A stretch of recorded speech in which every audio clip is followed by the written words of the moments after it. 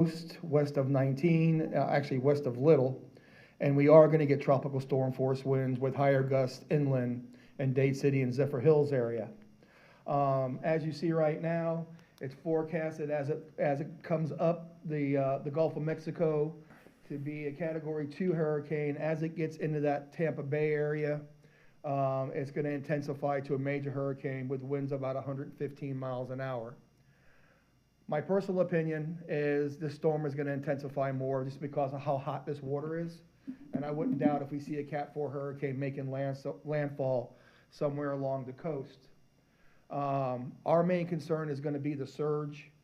We have a king tide coming in Tuesday night into Wednesday morning. So I had misspoke earlier on the stakeholder meeting.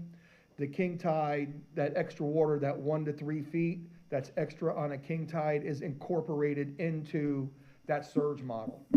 So we'll see water about 9 feet. I think North Pasco County, Hudson area, and southern part of Pasco County, the Holiday area, they're going to see higher amounts just because the way the shelf is coming off the Gulf going out into the bay. So I think we'll see some higher surge models in there. Tomorrow we're forecast to start weather conditions to start degrading. Tomorrow evening in the sunset throughout the night, we'll start seeing tropical storm force winds about 8, 9 o'clock. And I think throughout the evening, we'll start seeing winds, hurricane sustained force anywhere between 74 and 90 miles an hour along the coast. We're expected to see the water come in about 1 a.m. That's our high tide, so we'll start seeing surge then. It's going to be dependent how hard that wind is blowing into the county is how much that surge gets packed in. Another area that we have concerns about is the Anclote River. The Anclote River right now, as it sits, is very low below its normal basin, but with the Anclote, because the mouth of the Anclote is so small, water being pushed out does not fare a chance with the water pushing in. So we ended up getting the water from the Gulf into the Anclote River. And of course, our Elfas area, which is notorious for going underwater, I wouldn't doubt if we see some flooding in there also. Our wind models, like I said, 4 p.m. Tuesday, the earliest arrival, but most likely we'll see winds about 9 o'clock. Hurricane Idalia could make landfall along the Florida Gulf Coast on Tuesday night. However, impacts could start in southwest Florida Tuesday afternoon and spread northward through the remainder of the week. Potential impacts to Pasco County is 10 or more inches of rain possible through Wednesday. And we also know Pasco County being a bowl, we collect water instead of shedding water. And we're going to see our flooding in our usual areas, Port Richey, Embassy Hills area, Holiday area.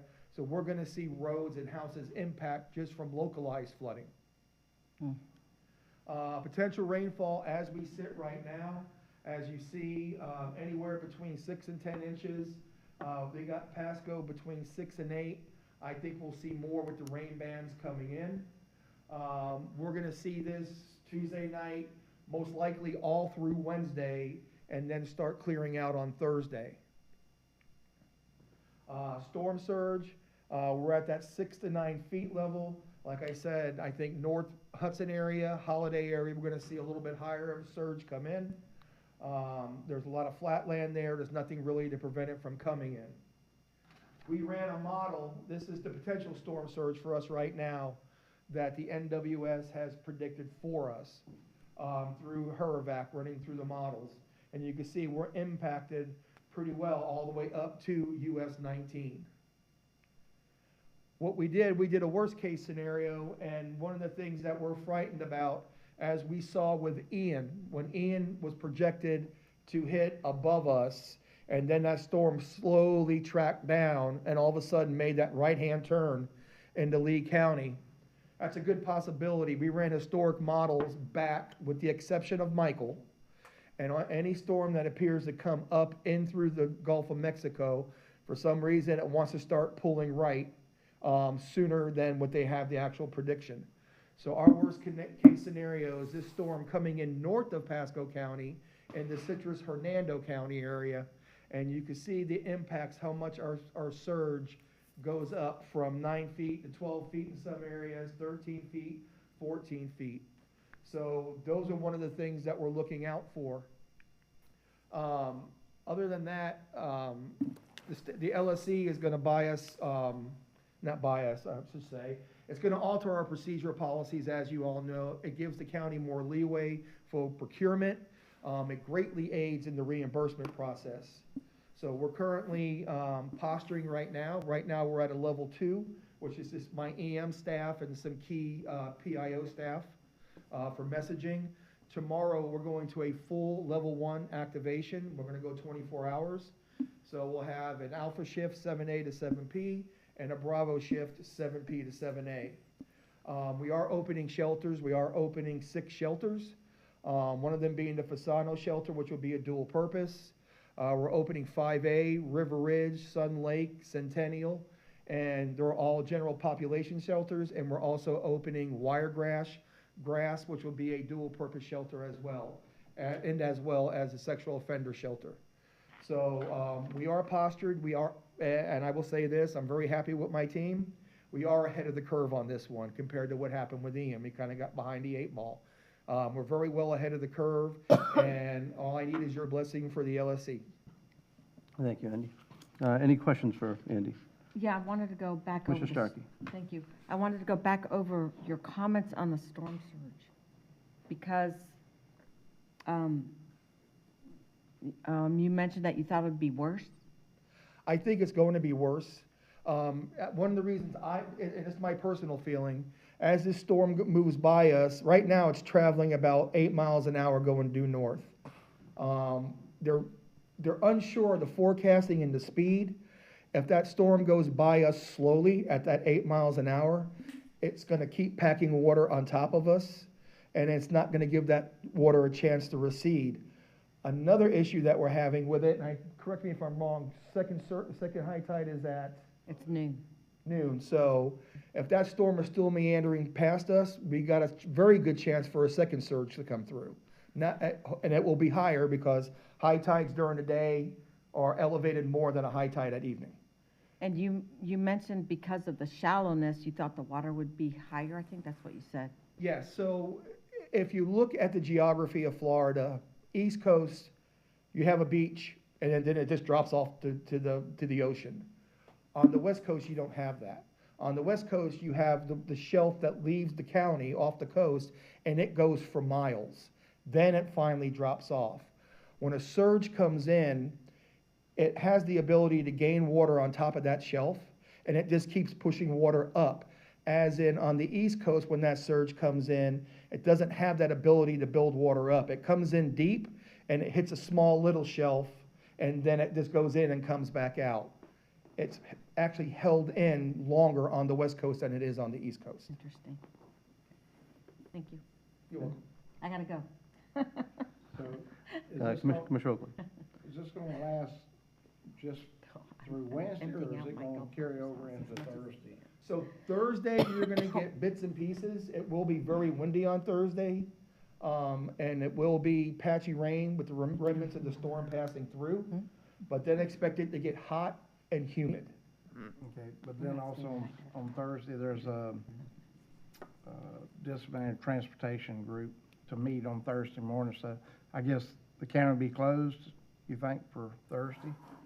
We'll have to wait and see. Right now, the official posture is noon tomorrow to allow folks and citizens to take care of business, and definitely closed on Wednesday.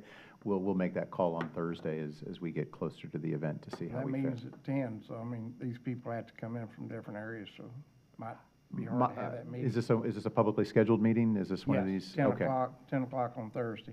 All right, I'll review that with the team. Okay. I'd say if there's nothing critical, that we should try to just continue the meeting for another time. Yep. We'll have enough to deal with. Well, I'll tell you what, this storm is a lot different from some of the other ones we've seen that come through the mountains of Cuba, et cetera, that have knocked these things down, and then slowly as they get up, the winds push it to the side, like Charlie and Ian.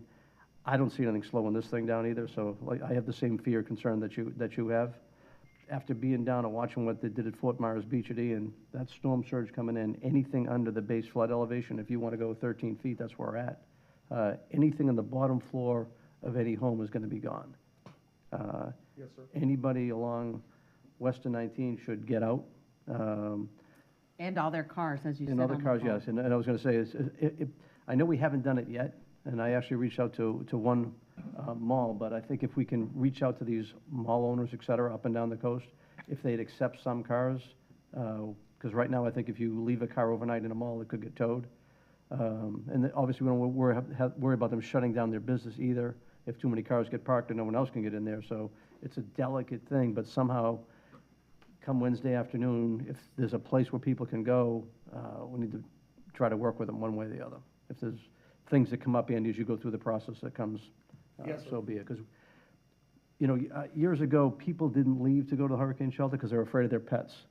And I want to say, Kurt Browning and the team and us working together over the years to make sure the state legislature do to get the funding in place to build it where we could take the pets in, have made it where people can now leave and will leave, which is great.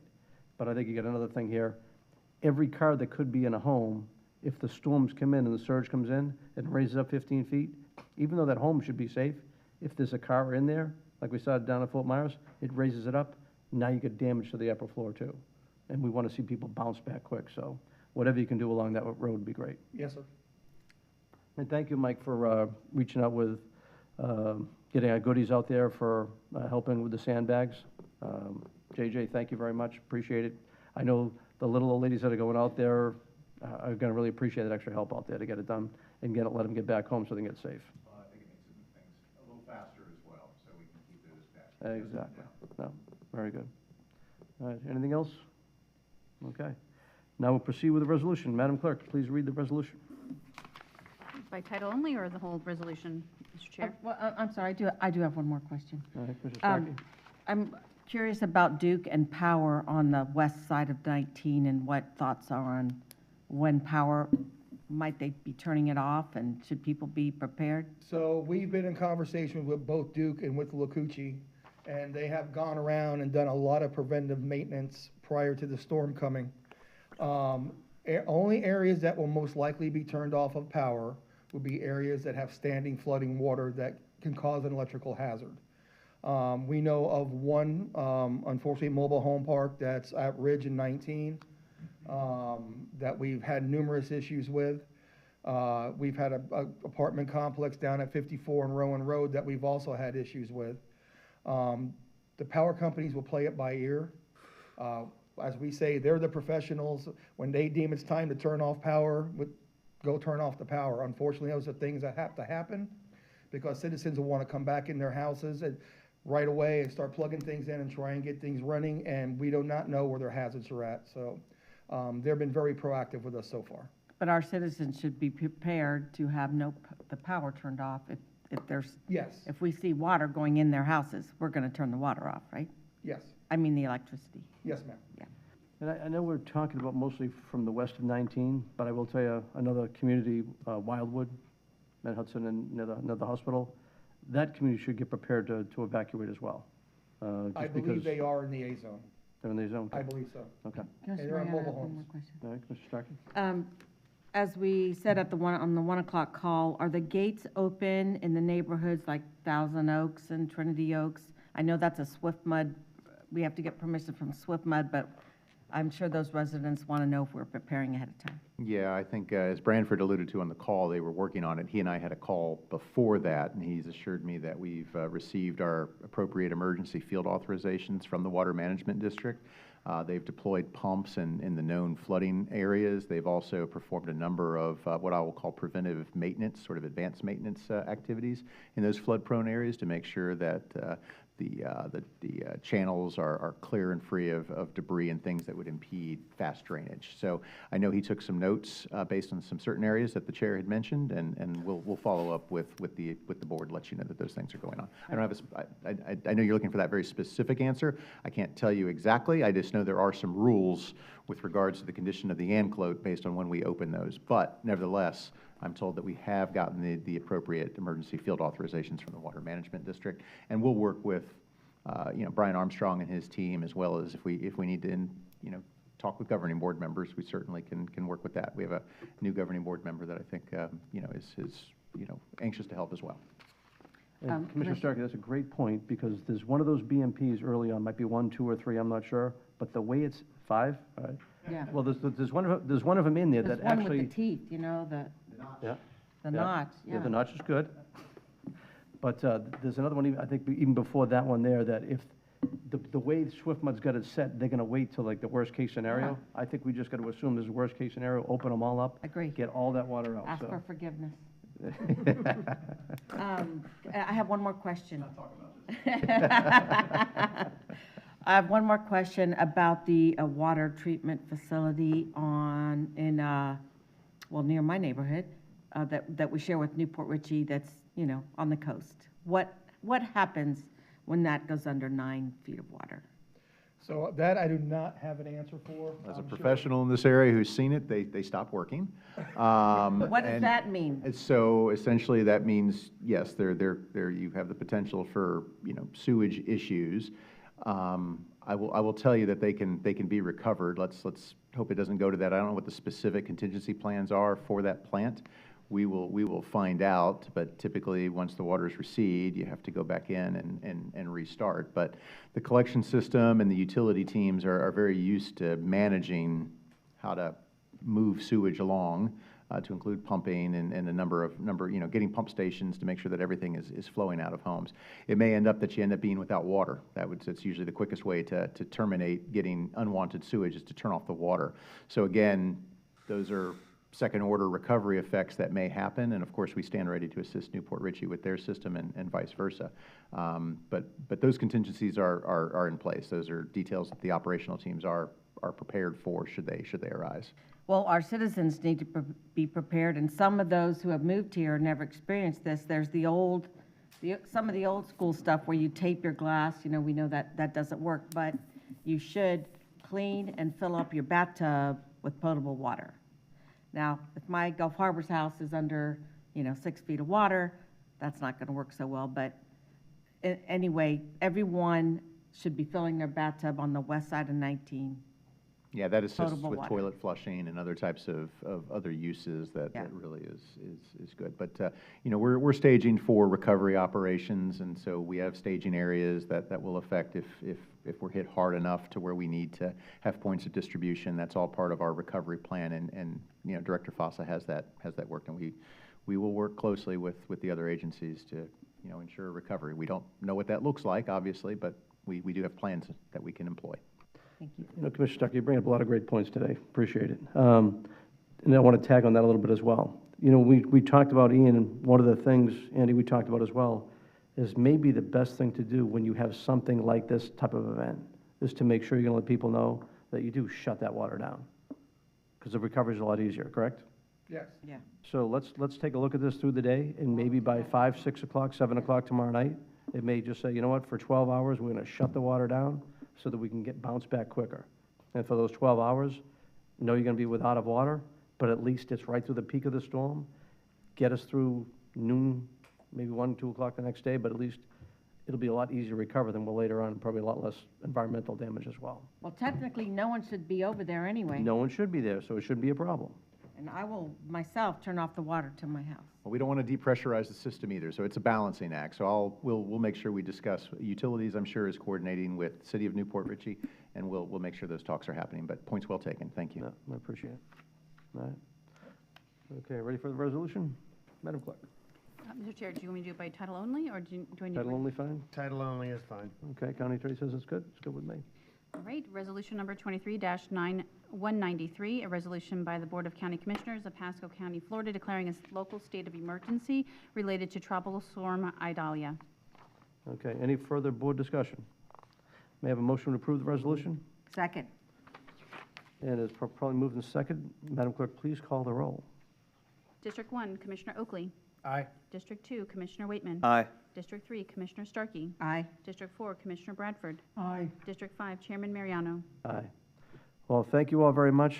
Andy, I know you got great work, a great load of work coming up to do, and I know you're prepared. I know with the stuff we've looked at, et cetera, that you know what to do, and good luck doing it. And if you need anything from any one of us, just let us know. Meeting adjourned. Thank you.